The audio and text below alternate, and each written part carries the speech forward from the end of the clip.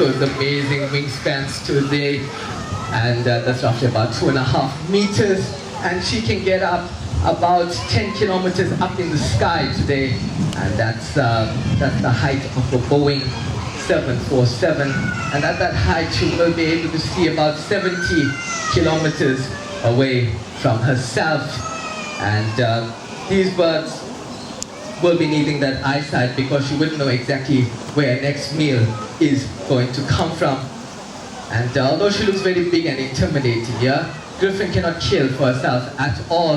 That's why she will be needing that fantastic eyesight to locate other vultures in the area so she can follow them to a food source such as carcasses out in the wild.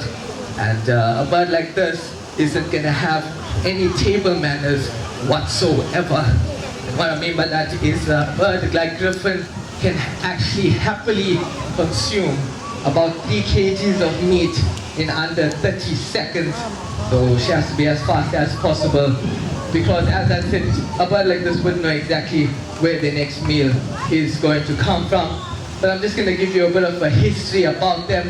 In the 1970s, there was roughly about 100,000 of these birds all over southern Africa, but at last count we only have about 7,000 left of them, and they only are domesticated in our country. And there are a lot of negative advantages, negative effects affecting these majestic creatures. But she's just going to do one last trot for us off stage. So thank you for that.